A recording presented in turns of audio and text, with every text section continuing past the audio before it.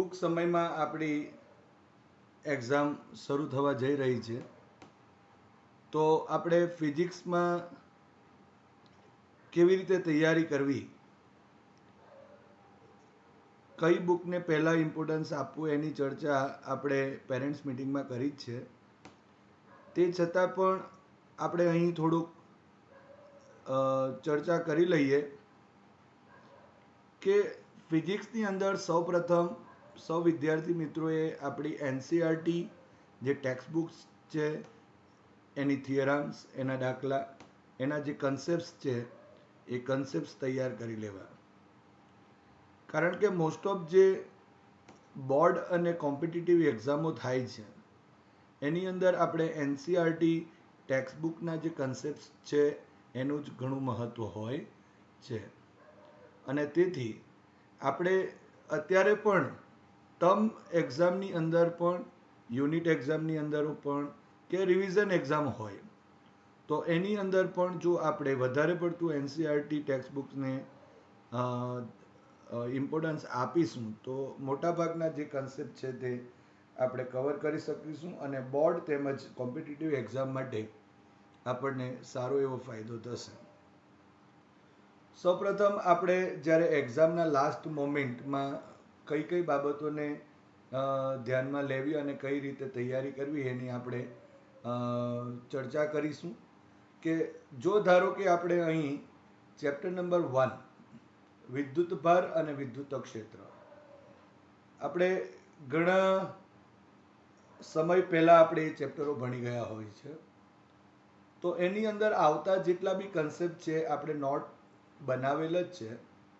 પરંતુ અહીં આપણે આજે આ જે ચેપ્ટર 1 વિદ્યુત ભાર અને જે વિદ્યુત ક્ષેત્રનું છે એના કન્સેપ્ટોની ચર્ચા કરીશું કે જે આપણને આગળ જતા એમસીક્યુઝની અંદર સરળતા આપશે.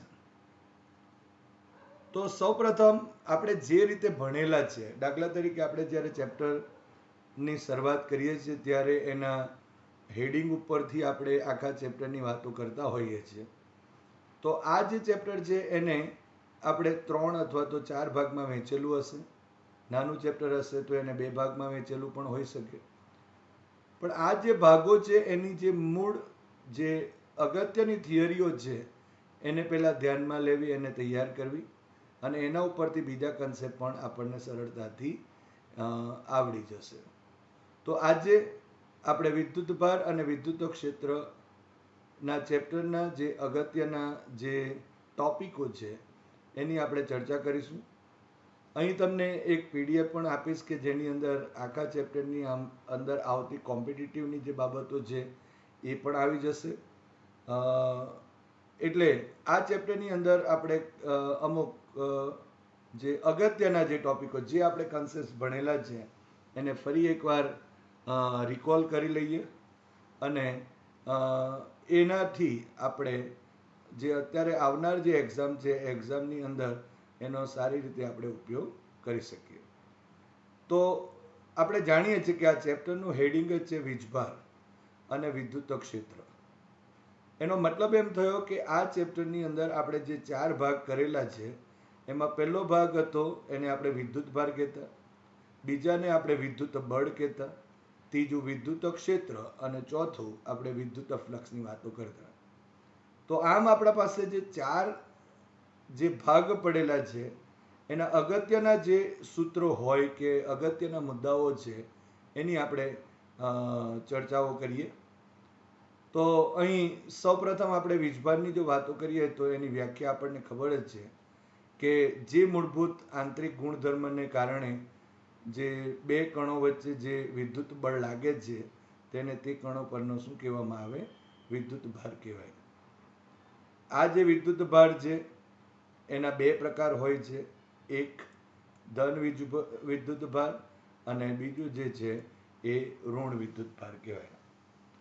આપણે જાણીએ છીએ દ્રવ્યના મૂળભૂત જે કણો છે એ મૂળભૂત કણોમાં આપણે જે ઇલેક્ટ્રોન અને પ્રોટોન અને ઇલેક્ટ્રોન હોય અને એના વીજભારની વાતો પણ આપણે જાણીએ છીએ. ધન અને ઋણ હોય એમાં પ્રોટોનનો જે વિદ્યુત ભાર છે એ ધન હોય છે અને એનું મૂલ્ય એ E ઇઝ ઇક્વલ ટુ, જેને આપણે QP પણ લખી શકાય, તો is equal two 1.6 into 10⁻19 coulomb જેટલું છે. અને એનું દળ કહીએ તો MP is equal two 1.67 into 10⁻27 kilogram જેટલું થશે. હવે ઇલેક્ટ્રોનની વાત કરીએ તો એના પરનો જે વિદ્યુત ભાર હોય તે ઋણ હોય અને એનું મૂલ્ય પણ અહીં E ઇઝ ઇક્વલ ટુ, એને QE પણ લખી શકીએ, is equal two 1.6 into 10⁻19 coulomb જેટલું થાય. અને એને આપણે મૂળ વિદ્યુત ભાર અથવા તો પ્રાથમિક વિદ્યુત ભાર બી કહીએ છીએ. અને એનું દળ જે છે એ ME is equal two 9.1 into 10⁻31 kilogram જેટલું થાય. અને આ જે વિદ્યુત ભાર છે એ વિદ્યુત ભારનો જો એકમ કહીએ તો એને આપણે કુલમ કહીએ અને એને કેપિટલ C વડે દર્શાવીએ છીએ. હવે અહીંયા આપણે જે વિદ્યુત ભારનો એકમ કુલમ કીધું એની પણ આપણે વ્યાખ્યા આપી શકીએ. તો 1 એમ્પિયર વિદ્યુત પ્રવાહનું વહન કરતા જે વાહક તાર હોય એના કોઈ પણ આડછેદમાંથી જ્યારે 1 સેકન્ડમાં પસાર થતો વિદ્યુત ભારનો જે જથ્થો હોય તો એને આપણે 1 કુલમ કહીએ છીએ. તો આ રીતે આપણે અહીં જે વિદ્યુત ભાર છે એ વિદ્યુત ભાર વિશે ના જે મુદ્દાઓ છે તેની આપણે ચર્ચાઓ કરી.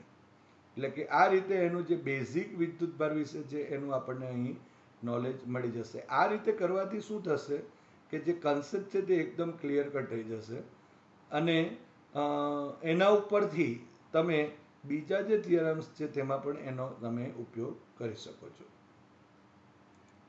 હવે આપણે જાણીએ છીએ કે પ્રોટોન્સ અને ન્યુટ્રોન્સ પણ ક્વાર્ક્સ તરીકે ઓળખાતા મૂળભૂત જે સૂક્ષ્મ કણો છે એના બનેલા હોય. એમાં મુખ્યત્વે આપણે બે ક્વાર્કની વાતો કરીએ તો અપક્વાર્ક અને ડાઉન ક્વાર્ક. હવે અપક્વાર્કનો મતલબ શું થશે કે જેમાં જે વીજભારનું મૂલ્ય જે છે એ 2/3 E જેટલું હોય એને અપક્વાર્ક કહેવામાં આવે, એને U વડે દર્શાવાય. અને ડાઉન ક્વાર્ક એટલે કે જેમાં વીજભારનું મૂલ્ય જે છે એ -1/3 E જેટલું હોય તેને આપણે ડાઉન ક્વાર્ક કહીએ અને એને સ્મોલ d વડે દર્શાવીએ છીએ. આમ પ્રોટોન્સ અને ન્યુટ્રોન્સ જે ક્વાર્ક્સના બનેલા છે એનું બંધારણ આપણે જો જોઈએ તો અહીં UUD જેટલું થાય છે પ્રોટોન માટે. કારણ કે અહીં જો આપણે કેવું હોય તો U એટલે અપક્વાર્ક એટલે 2/3E પ્લસ 2/3E -1/3 અને E જેટલું થશે. એટલે જો 2 ટાઈમ્સ જો અહીં આપણે સરવાળો કરી દઈએ તો આપણને E મળશે. કારણ કે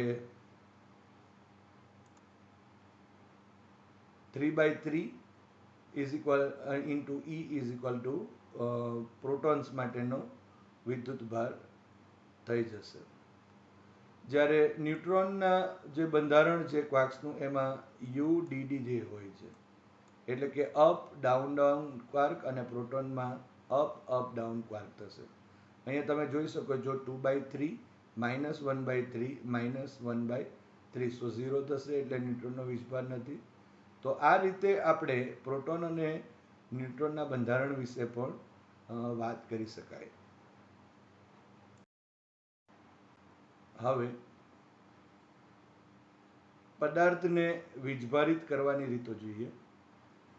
તો પહેલી રીત જે છે એને આપણે જાણીએ છીએ ઘર્ષણની રીત. એટલે કે બે યોગ્ય પદાર્થને જો આપણે ઘસવામાં આવે તો એક પદાર્થ પરથી ઇલેક્ટ્રોન એ બીજા પદાર્થ પર જાય છે અને તેથી બંને પદાર્થો વીજભારિત થાય છે. આપણે જે કાચનો સળિયો અને રેશમના કાપડ વિશે વાતો કરતા ત્યારે કાચનો સળિયો ધન વીજભારિત બને અને રેશમનો જે કાપડ છે એ ઋણ વીજભારિત બને છે.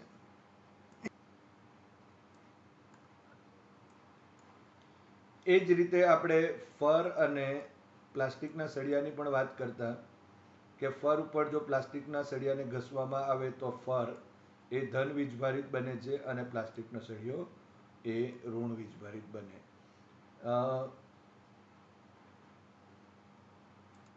આમ ઘર્ષણની મદદ વડે પણ આપણે જે પદાર્થો છે એ પદાર્થને વીજભારિત કરી શકીએ છીએ. હવે આ બાકીના ઘણા બધા ઉદાહરણો પણ આપેલ છે. હવે જ્યારે ઘર્ષણની રીત હોય ત્યારે એક પદાર્થ પરથી બીજા પદાર્થ પર જ્યારે ઇલેક્ટ્રોન જાય છે ત્યારે તે ઇલેક્ટ્રોન ઘુમાવતા હોય છે અને તેથી જે પદાર્થ છે એ પદાર્થનું દળ અહીં ઘટે છે અને તે ધન વીજભારિત બને છે. જ્યારે ઇલેક્ટ્રોન જે છે એ મેળવતા પદાર્થનું દળ વધે છે અને તે ઋણ વીજભારિત થાય છે. હવે આ બધી જ બાબતોની ચર્ચા આપણે લેક્ચર દરમિયાન કરી જ છે, છતાં પણ જ્યારે એક્ઝામ ટાઈમની અંદર લાસ્ટ મોમેન્ટ જ્યારે આ રીતે આપણે રિકેપ કરી લઈએ તો આપણને વધારે સરળતા રહે છે એક્ઝામમાં. હવે જો આપણે બીજી રીતની વાતો કરીએ તો પ્રેરણની રીત હતી અને સંપર્કની પણ રીત હતી. એટલે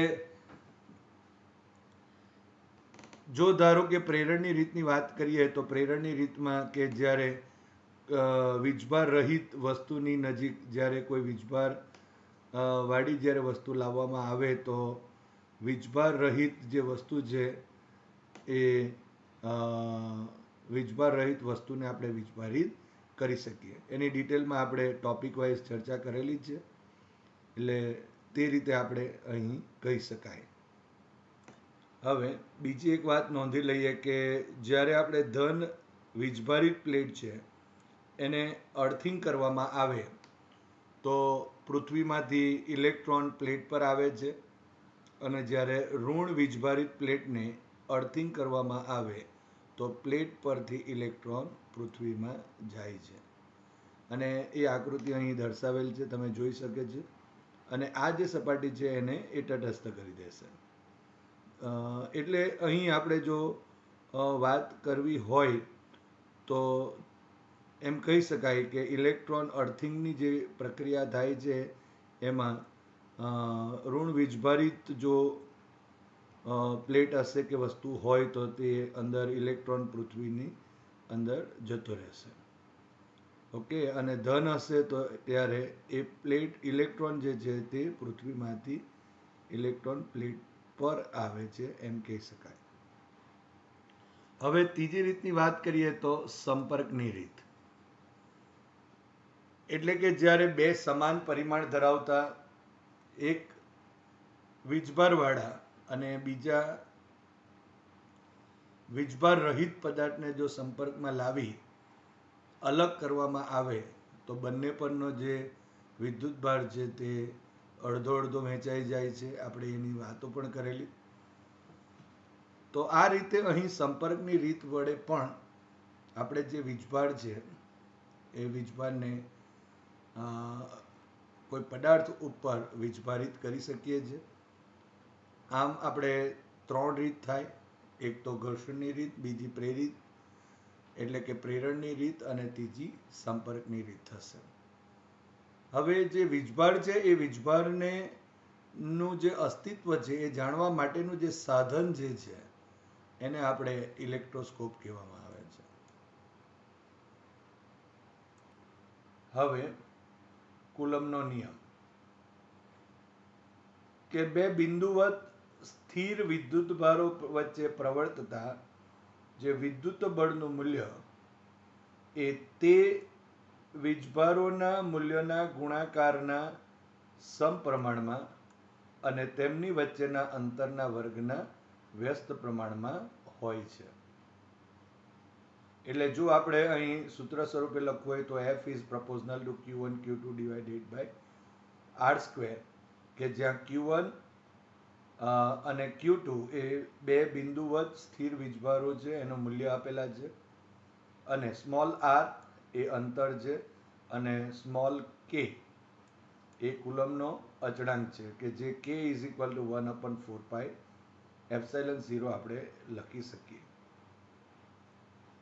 જ્યાં એપ્સાઇલોન 0 ને આપણે શૂન્ય અવકાશની પરમિટિવિટી કહીએ છીએ અને એનું મૂલ્ય epsilon 0 is equal two 8.85 into 10⁻12 coulomb square પર ન્યૂટન મીટર સ્ક્વેર જેટલું હોય છે. અને કેની કિંમત પણ આપણે લખી શકીએ K is equal to 9 into 10⁹ newton metre square પર કુલમ સ્ક્વેર. તો આ રીતે આપણે અહીં આપેલ જે કુલમનો નિયમ છે એના મૂલ્ય વિશેની વાત કરી. તો અહીં એફ ઇઝ ઇક્વલ ટુ તમે જોઈ શકો છો કે Q1 Q2 divided by R² થશે. તો અહીં આપણે કુલમનો નિયમ લીધો. હવે આ જે કુલમનો નિયમ છે એના પર આધારિત ઘણી બધી વાતો આપણે બહુ ડિટેલમાં ટોપિક વાઇઝ ભણેલા છે. તો એને થિયરિટિકલી રીતે જ્યારે પૂછવામાં આવે ત્યારે તે રીતે આપણે લખવાનું રહેશે. અહીં આપણે ટૂંકમાં એના વિશે આપણે માહિતી આપેલ છે. હવે જો બે વીજભારો વચ્ચે જો એપ્સાઇલોન પરમિટિવિટી વાળું જો ડાઇલેક્ટ્રિક માધ્યમ હોય અને એ બંને વીજભારો વચ્ચેનું અંતર જો ધારો કે R જેટલું હોય તો તેમની વચ્ચે લાગતું જે કુલ કુલમ બળ અથવા પરિણામી કુલમ બળ કહીએ તો F' is equal to Q1 Q2 divided by 4 epsilon into R² જેટલું થતું હોય, જ્યાં epsilon by epsilon 0 is equal to K, જેને આપણે ડાઇલેક્ટ્રિક અચળાંક પણ કહીએ અથવા તો સાપેક્ષ પરમિટિવિટી પણ કહી શકાય. અને કે ઇઝ ઇક્વલ ટુ આપણે માધ્યમનો જે ડાઇલેક્ટ્રિક અચળાંક છે તે ડિવાઇડેડ બાય શૂન્ય અવકાશમાં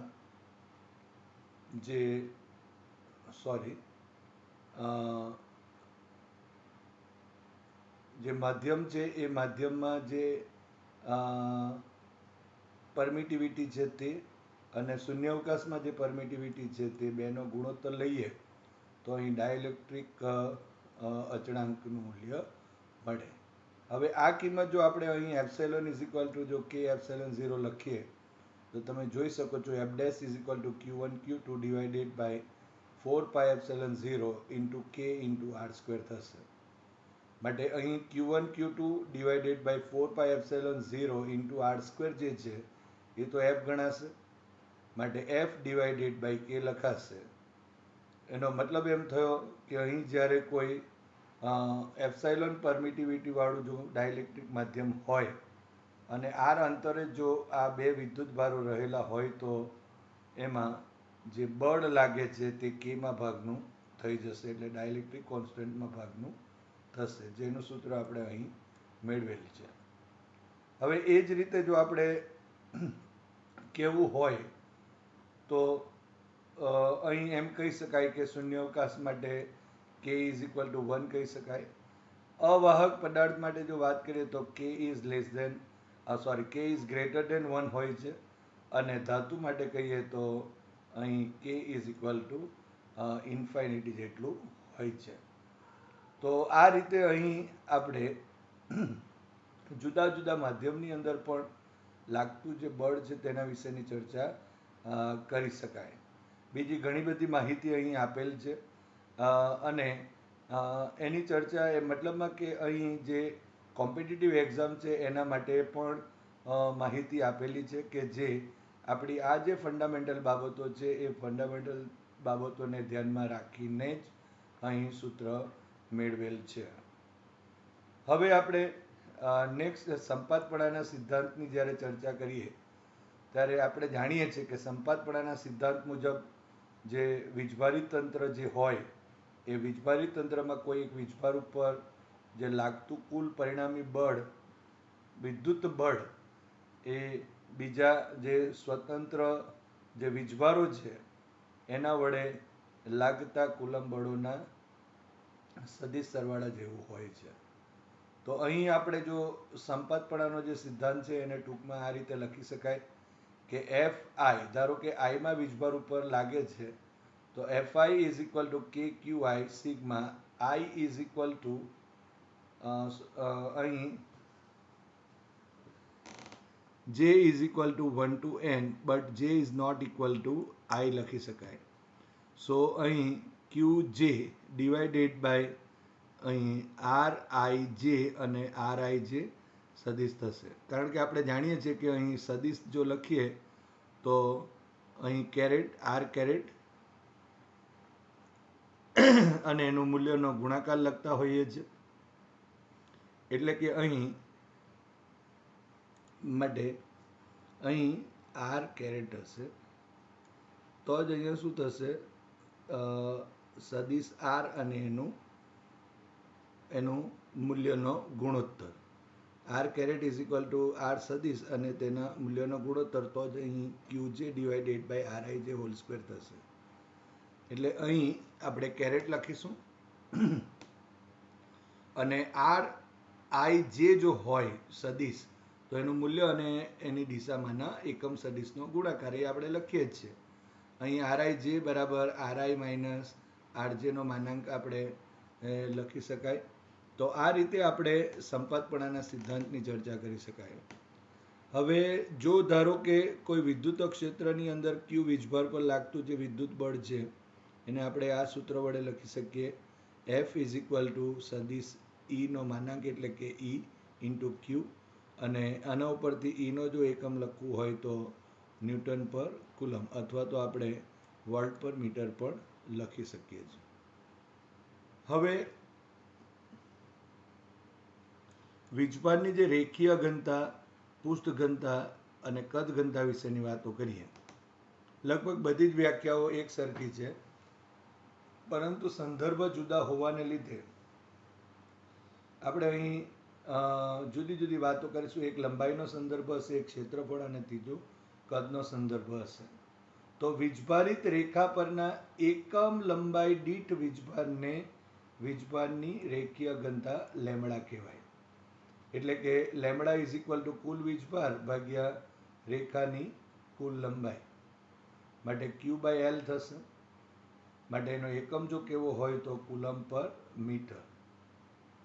હવે બીજી વાત જો આપણે કહીએ તો વીજભારની પૃષ્ઠ ઘનતા, જેને આપણે સિગ્મા વડે દર્શાવીએ છીએ, એટલે કે વીજભારિત કોઈ પૃષ્ઠ હોય એના પર એકમ ક્ષેત્રફળ દીઠ જે વીજભાર હોય એને વીજભારની પૃષ્ઠ ઘનતા સિગ્મા કહેવાય.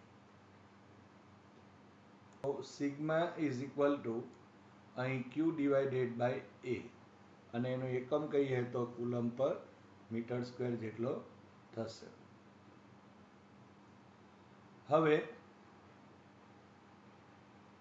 જે વીજભાર છે એ વીજભારની કદ ઘનતા, તો વીજભારિત ઘનફળના એકમ કદ દીઠ વીજભારને વીજભારની કદ ઘનતા કહેવાય, જેને આપણે રો વડે દર્શાવીએ છીએ, is equal to Q divided by V. So એકમ કહીએ તો કુલમ પર મીટર સ્ક્વેર મીટર ક્યુબ જેટલું થશે. અહીં સંપાતપણાનો જે સિદ્ધાંત છે ત્યાં એક વાત અહીં નોંધી દઈએ તો અહીં એફ સદિશ એટલે કે એનું મૂલ્ય એટલે આટલું મૂલ્ય થશે, અને એની દિશામાંનો એકમ સદિશ એટલે આટલું. એટલે અહીં જો તમે જોવ તો અહીં વર્ગ રહી ગયો છે, એટલે આ રીતે. એટલે અહીં સુધારો કરી લેવો. આઈ જે is equal to 1 to up to n છે. ઓકે, હવે વિદ્યુત ડાયપોલની વાતો કરીએ. તો આપણે એની વ્યાખ્યા તો જાણીએ છીએ કે એકબીજાથી પરિમિત અંતરે રહેલા બે વિજાતીય અને સમાન વીજભારોના તંત્રને આપણે વિદ્યુત ડાયપોલ અથવા તો વિદ્યુત દ્વિધ્રુવી કહીએ છીએ. હવે વિદ્યુત ડાયપોલ માટેની અગત્યની જે બાબતો છે એ આપણે જો જોવી હોય તો અહીંયા જોઈ શકાય કે વિદ્યુત dipole moment P is equal to અહીં ક્યુ કાઉન્સમાં ટ્વાઇસ એ સદિશ, જ્યાં ટ્વાઇસ એ બે વીજભારો વચ્ચેનું જે અંતર છે તે, બે વિદ્યુત ડાયપોલના બે વિજાતીય વીજભારો વચ્ચેનું અંતર સદિશ છે. હવે આ જે વિદ્યુત ડાયપોલ હોય એ વિદ્યુત ડાયપોલ મોમેન્ટની દિશા એ ઋણ વીજભારથી ધન વીજભાર તરફની હોય છે. તો આ બધી માહિતી આપણને ખ્યાલ છે. અહીં તમે જોઈ શકો છો આ પ્લસ અને આ માઇનસ બેની વચ્ચેનું ડિસ્ટન્સ ટ્વાઇસ એ જેટલું હોય અને ડાયપોલ મોમેન્ટ માટેનું જે સૂત્ર છે તે આ P ઇઝ ઇક્વલ ટુ ક્યુ કૌંસમાં ટ્વાઇસ એ જેટલું થશે.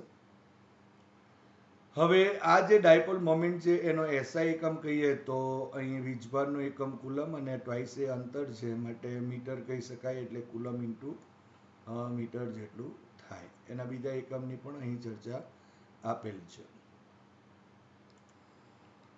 હવે જો વિદ્યુત ડાયપોલની અક્ષ ઝેડ અક્ષ પર સંપાત થયેલી હોય તો અહીં ડાયપોલની અક્ષ પરના Z is equal to Z બિંદુ માટે વિદ્યુત ક્ષેત્રનું સૂત્ર EZ is equal to 2 KP Z divided by Z square minus A square raise to 2 થશે અને પી કેરેટ એટલે કે ડાયપોલ મોમેન્ટની દિશામાં હશે. પણ જો ધારો કે આ ઝેડની સરખામણીમાં જો એ ઘણું જ નાનું હોય તો અહીં આપણે ઝેડ ઇઝ ગ્રેટર એ માટે તો EZ is equal to 2 KP divided by Z cube અને અહીં ડોટ પી કેરેટ જેવું થશે, જ્યાં પી કેરેટ એ ડાયપોલ મોમેન્ટની દિશામાંનો એકમ સદિશ છે એમ આપણે કહી શકાય. હવે આ જ બાબતને ધ્યાનમાં રાખીએ તો ડાયપોલની જે વિષુવ રેખા એટલે કે y is equal to y બિંદુ માટે જો આપણે વિદ્યુત ક્ષેત્ર લખીએ તો ઈ વાય સદિશ is equal to minus KP divided by y square plus a square raise to 3/2 થાય અને ડોટ આપણે પી કેરેટ એટલે કે ઇન્ટુ પી કેરેટ થશે. માટે જો વાય ઇઝ ગ્રેટર એ હોય તો અહીં E y is equal to minus KP divided by y cube into p caret થશે.